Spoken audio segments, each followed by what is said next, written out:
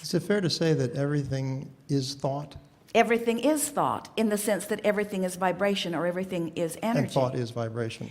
But every thought that was ever thought, and this is really the answer to your question, and the satisfying key point, and first time we've ever said this, summation of all of this.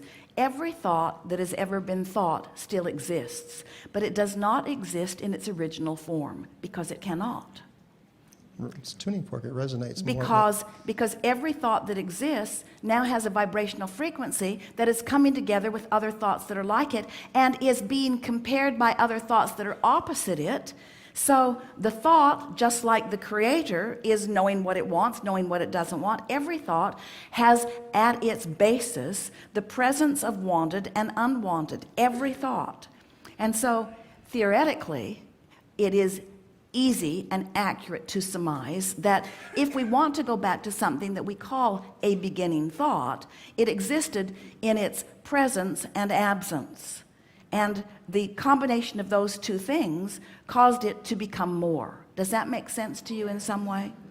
And then law of attraction just goes from there. But it is ever so much more satisfying to finally let go of needing to know what was before.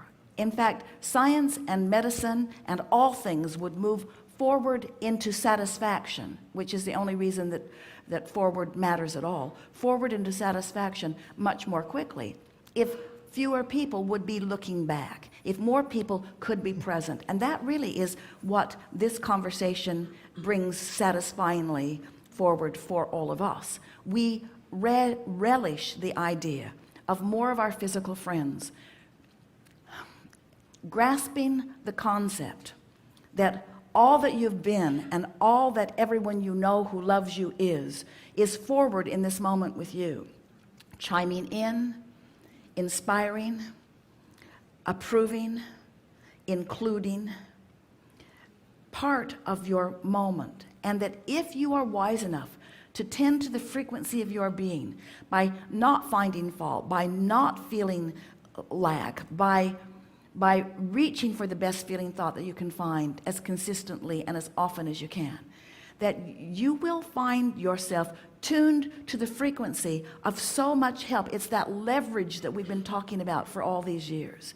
There is a leverage in alignment that you just don't have access to without it.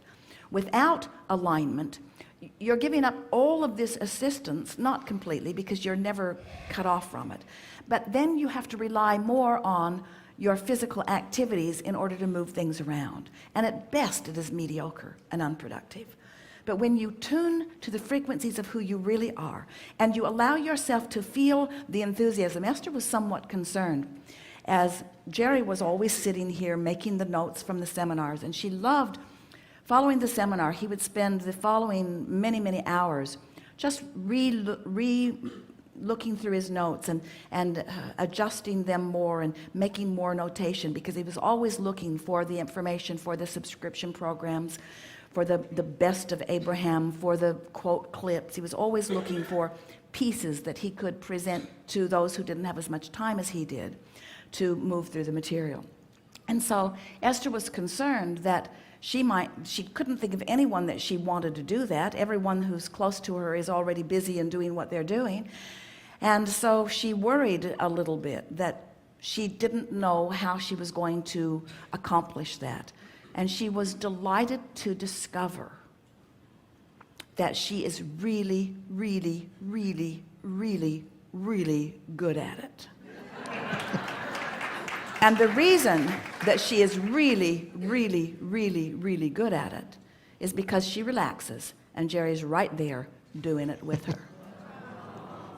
And he was already really, really, really, really good at it. You see what we're getting at?